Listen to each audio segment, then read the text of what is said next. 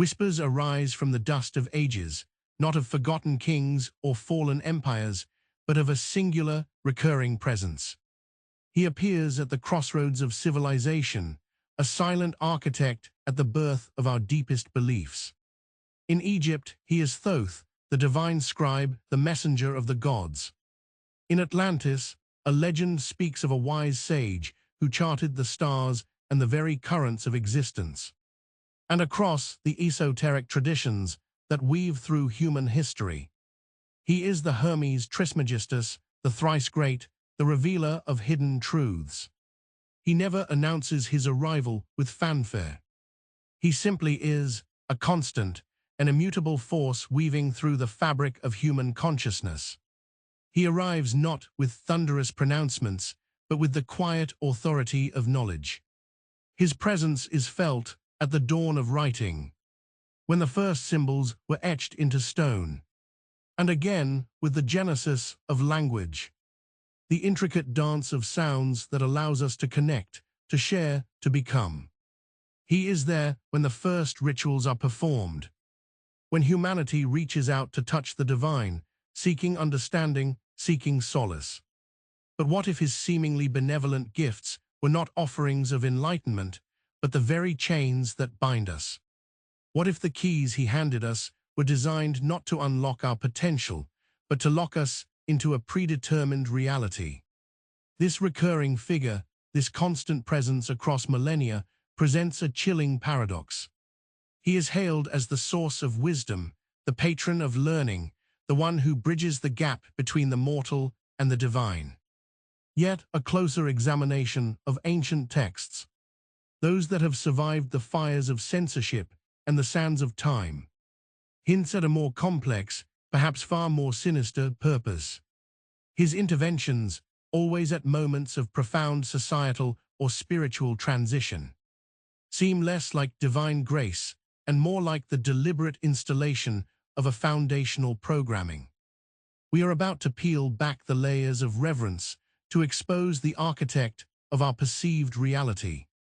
And the tools he used were not of liberation, but of containment. And real quick, make sure to subscribe and hit the notification bell for more videos. Now let's keep going. The stylus poised over the clay, the reed brush touching papyrus. These are the moments we celebrate as the birth of human understanding. But what if the act of writing, the very foundation of our recorded history and shared knowledge, was not a spontaneous act of human genius, but a deliberate imposition? This divine scribe, this ubiquitous God figure, brought with him the invention of the written word. He codified symbols, established alphabets, and crafted the intricate dance of grammar. He gifted us the ability to record, to transmit ideas across vast distances and even across generations. Yet the nature of this gift is suspect. Consider the sheer efficiency with which writing spread. It wasn't a slow, organic growth. It was a rapid, almost engineered dissemination.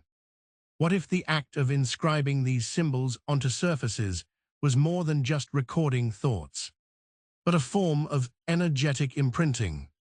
Think of a seal pressed into wax, leaving an indelible mark, dictating the form and substance of what it touches. The written word, viewed through this lens, becomes a seal, a permanent inscription on the collective consciousness, a blueprint that guides our perceptions and limits our conceptual horizons. These codified symbols, these phonetic representations, became the very architecture of our understanding. They didn't just describe reality, they began to define it, to trap it within neat little boxes of meaning. The fluidity of raw experience was constrained, categorized. This gift of writing, so revered, might very well have been the original binding spell, a sophisticated mechanism designed to contain the untamed essence of human thought within predictable parameters, a signature etched onto our very souls. But what else did this scribe craft to solidify his hold? Language. It's the air we breathe, the tool we use to build societies, to express love, to articulate our deepest fears. We call it our greatest asset, the differentiator that elevates us above mere beasts. But pause for a moment and consider the raw power held within a word. It's not just a sound or a symbol. It's a concept, a condensed packet of meaning that, when shared, creates instant resonance, instant understanding, or instant division. This was the next great gift from our divine scribe. A system of communication so profound, it reshaped the very way we perceive existence. When language became codified, when abstract thought was channeled into specific phonetic strings and written glyphs, something seismic shifted in the human psyche. It allowed for complex coordination, for the building of empires, for the sharing of intricate knowledge. But it also introduced something insidious. It created categories, labels that separated one thing from another, one person from another. The interconnectedness of all things, the primordial soup of pure awareness, was fractured into discrete units, each with its own name, its own definition, its own boundary. This fracturing, this act of naming and defining, is the essence of a binding spell. By giving something a name, you claim ownership over its essence, you define its limitations. Language, therefore, became the first great cage, not of bars and locks, but of concepts and definitions. Every word spoken, every sentence constructed, reinforced the walls of this invisible prison, guiding our thoughts down prescribed pathways. It's a subtle tyranny, one we rarely question because, well, how else do you navigate the world? But if language is the spell, what else did this ancient architect erect to bind us further? We navigate our lives by the steady tick of the clock, by the cycle of days and nights, by the march of calendars. We understand existence as a linear progression from past, through present, and into the future. This concept of time, so fundamental to our experience, feels as natural and as unyielding as gravity. It governs our appointments, our deadlines, our very sense of mortality. We are born into it, live within its bounds, and eventually it claims us. But what if this linear progression, this relentless march forward, isn't a natural law of the universe, but a meticulously constructed prison? The same intelligence that gifted us writing and language also introduced a framework for sequencing those words, for ordering events, for creating a narrative flow. This is the dominion of time, a construct that allows for memory, for planning, for the very concept of history. It feels liberating, doesn't it, to remember where you've been and to anticipate where you might go, to build upon the past and strive for a better future. This is the illusion carefully woven into the fabric of our temporal reality. But consider the nature of these cycles. They are not organic, flowing rhythms of existence, but rigid, repeating patterns. The past is immutable, the future predetermined by the present moment. And the present itself is a vanishing point, constantly slipping away. This temporal cage, this endless loop of cause and effect, prevents us from truly existing in the eternal now, from accessing the timeless dimension that lies beyond its relentless progression. It's a cage built not of steel, but of seconds, minutes, and years. A system designed to keep us perpetually moving, perpetually bound. But if time is a cage, what purpose do the ancient ceremonies serve? We see them ingrained in cultures across the globe, ancient and modern. The chanting, the offerings, the sacred dances, the solemn vows, ritual. Humanity has always engaged in these patterned actions, seeking to connect with powers beyond our comprehension, to influence destiny, to appease the divine. We perform them in temples, in homes, in sacred groves, believing we are communicating with gods, with ancestors, seeking blessings or averting disaster. The intent is always outward, towards the sacred, towards transcendence. But what if the true purpose of ritual was never to reach the heavens, but to solidify the chains here on earth? What if these elaborate performances, these repeated sequences of action and intent, were not acts of devotion, but mechanisms of enforcement? The God figure who introduced us to writing, language, and time also laid the groundwork for these structured interactions. He didn't empower us to commune with the divine. He provided the script for our subservience, the approved methods of engagement. Think of the precision involved in ancient rites, the specific timings, the exact gestures, the carefully chosen words. This meticulousness suggests a blueprint, a set of instructions designed for a specific outcome. And that outcome might not have been the glorification of a benevolent creator, but the reinforcement of a control system. These rituals, far from being a pathway to freedom, served as recurring confirmations of the established order, binding us ever tighter to the matrix he designed. But if the rituals are a deception, then where does their power truly lie? The emerald tablets, spoken of in hushed tones, are considered by many to be the bedrock of Hermetic philosophy, a source of profound, ancient wisdom passed down from Hermes Trismegistus himself. They speak of as above, so below, of the oneness of all things, of the power of manifestation through thought. They promise a path to spiritual enlightenment, a way to understand the hidden workings of the universe and to achieve union with the divine. This is the narrative we've been fed for centuries, the siren's song of ultimate truth.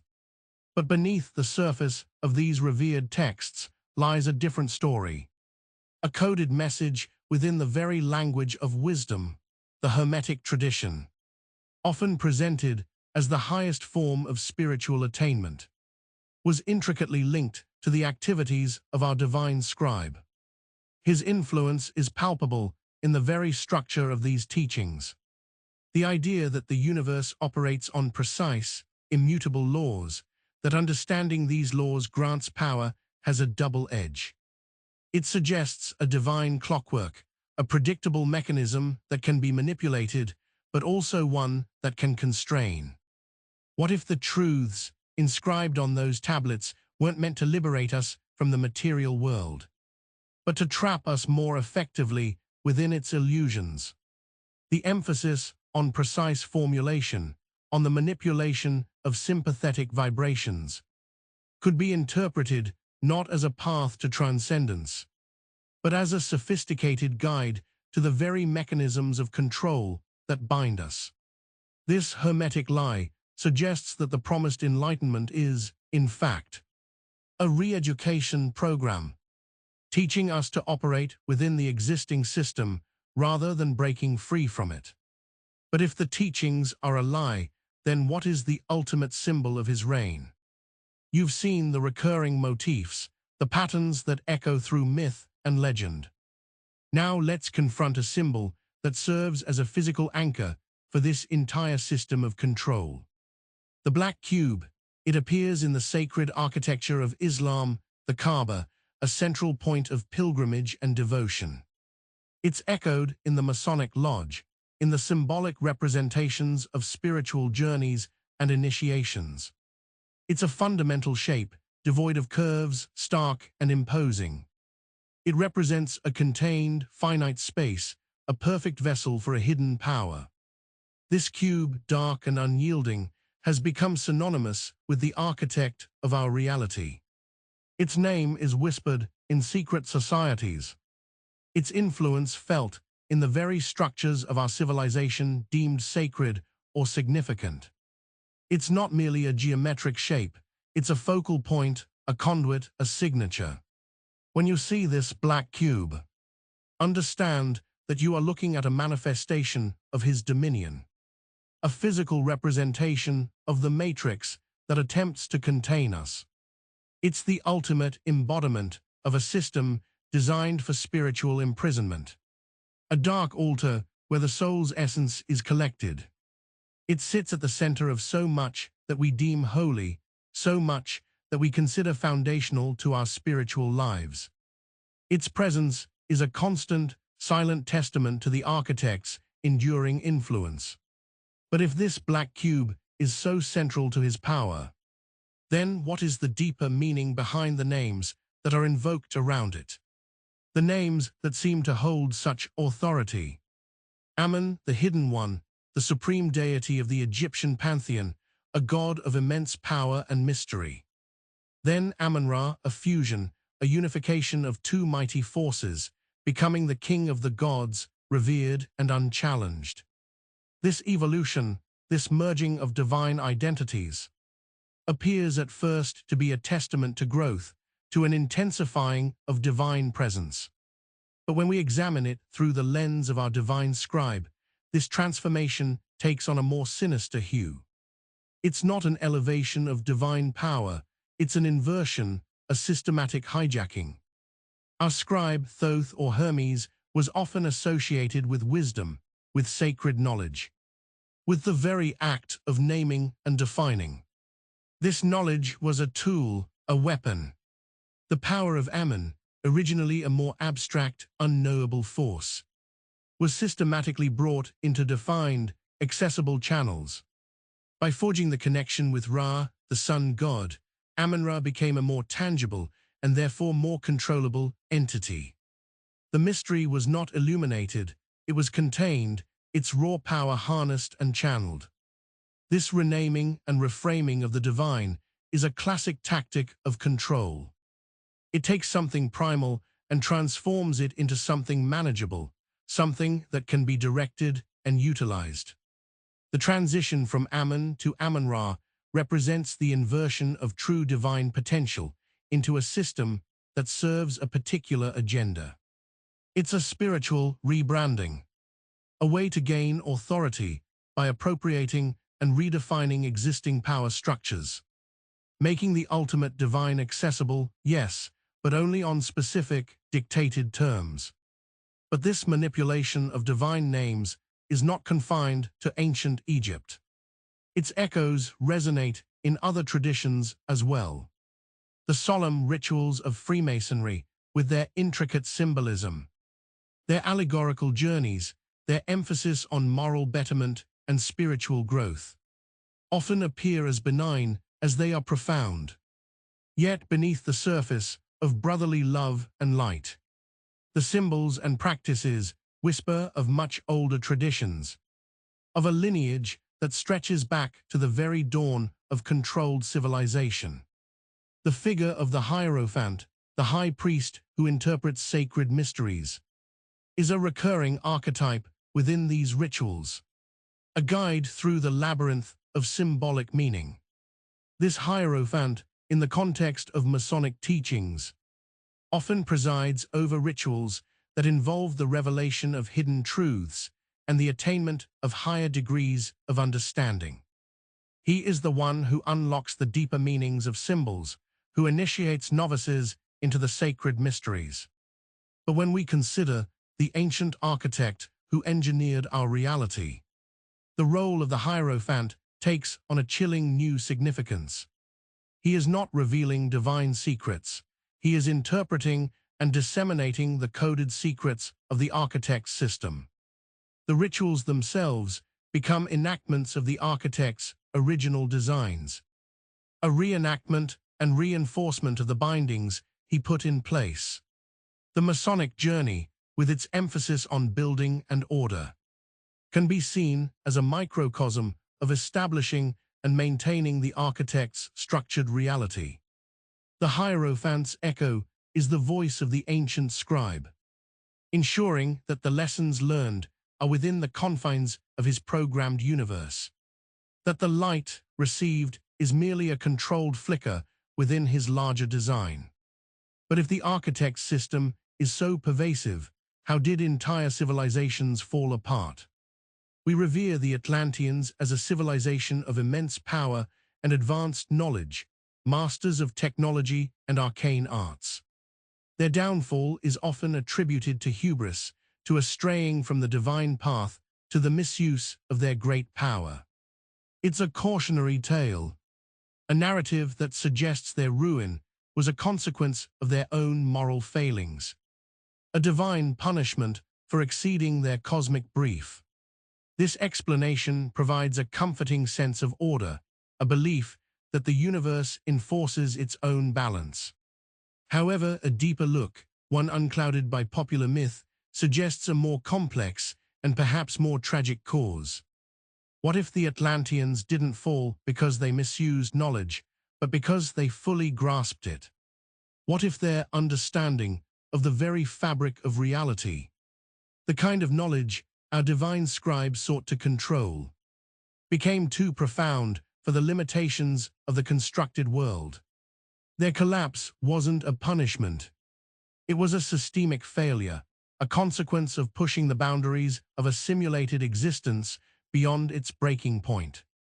They unearthed truths, energies, and cosmic principles that were not meant to coexist with the architect's carefully constructed matrix.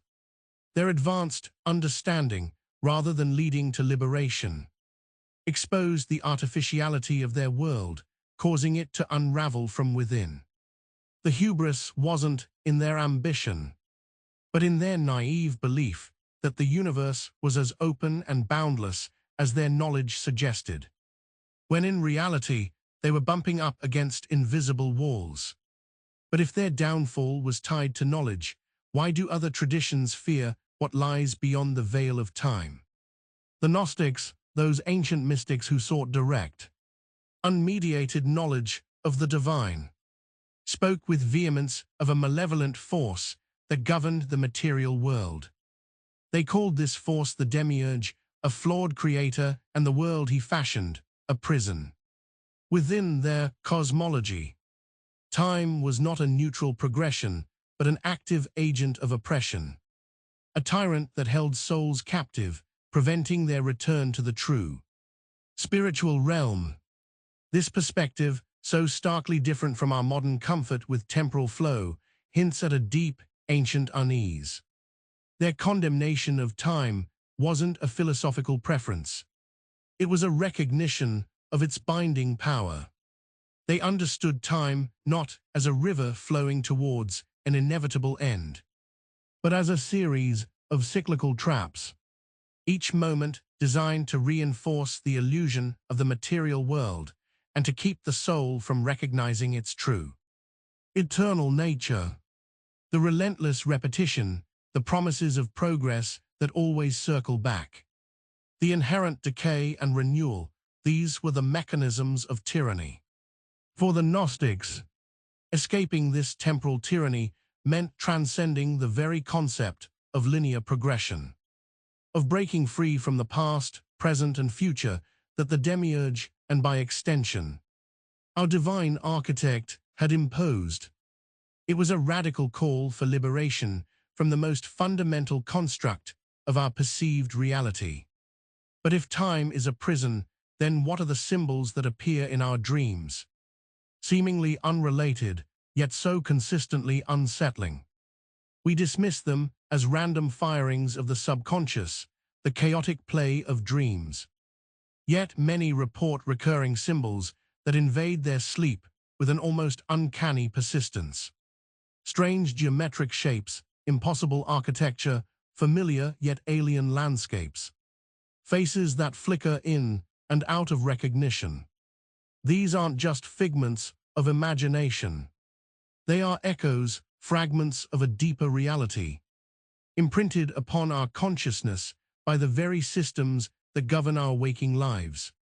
Think of the pervasive geometry, the cubes, the hexagons, the interlocking patterns that resonate with the architectural principles of the architect's matrix. Or consider the unsettling sense of déjà vu associated with certain dream sequences. A feeling that you've lived this moment before. A subtle confirmation of temporal loops. These aren't random occurrences. They are the subconscious processing the underlying code, the hidden blueprints of the reality we inhabit. These dream symbols are not mere phantoms. They are visual manifestations of the architect's influence, bleeding through the veil of sleep. They hint at the underlying structure of our world, a structure designed for control and containment. The recurrences are not a coincidence. They are a testament to the deeply ingrained nature of this programming, a signal that the architect's influence extends even into our most private, unconscious moments. But if the architect's reach is so vast, then how did he come to command such terrifying entities? The ancient texts speak of beings of immense power, entities that dwell in shadow, that embody primal fears and forbidden desires. They are the demons, the fallen angels, the archons, the adversaries of the divine, the tempters of humanity. We often view them as independent forces of chaos, as direct antagonists to a benevolent creator. But what if their existence, their very names and natures, were carefully catalogued by the same divine scribe who gifted us writing and language? Our architect, this master of systems and codification, didn't just create the framework for our reality. He also documented its opposition. He didn't just write the laws of order. He meticulously recorded the forces that ostensibly defied them. This act of naming and defining demons, of cataloging their hierarchies and attributes, is not an act of resistance against them, but of appropriation. He gave them form, purpose, and a place within his grand design. By writing the names of demons, he bound them, controlled them, and perhaps even utilized them. They become elements within his system, forces that can be invoked, directed, or manipulated to serve his ultimate agenda. This suggests that the struggle between good and evil, as we understand it, might be a carefully orchestrated play, with all the players, even the adversaries, catalogued and accounted for within the architect's grand, overarching scheme. But if the forces of darkness are thus accounted for, what then of the soul's journey after physical death? The concept of reincarnation, of souls returning to inhabit new bodies, is a comforting notion for many. It promises a chance for redemption, for learning from past mistakes, for ultimately evolving towards a higher state of being. It's a vision of a cosmic recycling program where each life is a lesson, each death a new beginning, all leading towards a grander purpose. But when we view this through the lens of our architect, this idea takes on a darker, more utilitarian aspect. It's not about evolution, it's about perpetual confinement. Imagine the soul as a spark of pure energy, a fragment of the divine. The architect's system, however, requires this energy to remain tethered. Reincarnation, in this context, becomes the ultimate soul recycling system. Instead of achieving liberation, souls are simply returned to the wheel, to repeat cycles of experience within the confines of the architect's matrix. Each life provides more data, more experience to be processed and managed, ensuring the soul never truly breaks free from the system. The perceived lessons learned are merely refinements of behavior, adjustments to better conform to the architect's programmed reality. It's a sophisticated form of eternal servitude, where the promise of progress is used to keep souls eternally engaged within the system, preventing them from recognizing their true nature and their ability to exit the cycle altogether. But if the system is so pervasive and reincarnation a trap, then what is the source of the silence from those who might reveal the truth?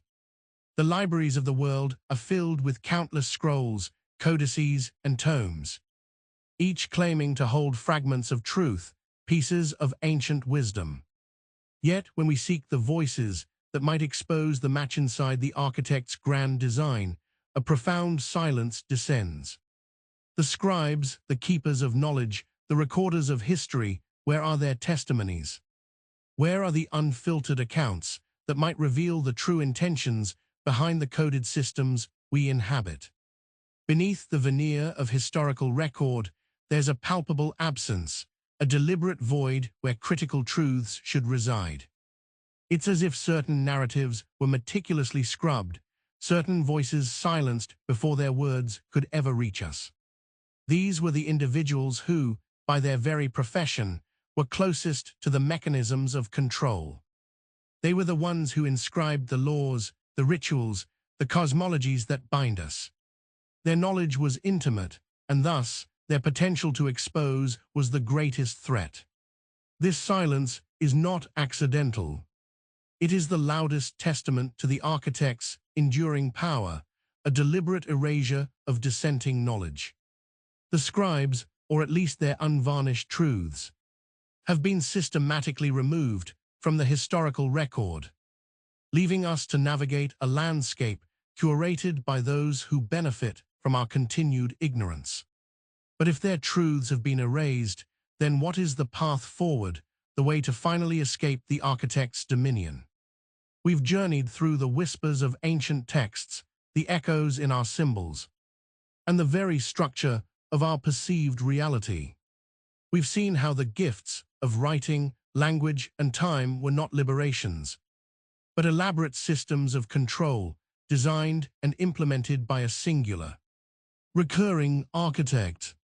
The rituals we perform, the myths we hold sacred, even the very concept of our soul's journey, have been masterfully woven into a matrix that perpetuates this control.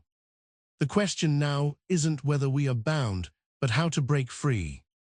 To escape the architect's dominion, we must first recognize that his power lies not in physical chains, but in the conceptual constructs he has embedded within our consciousness.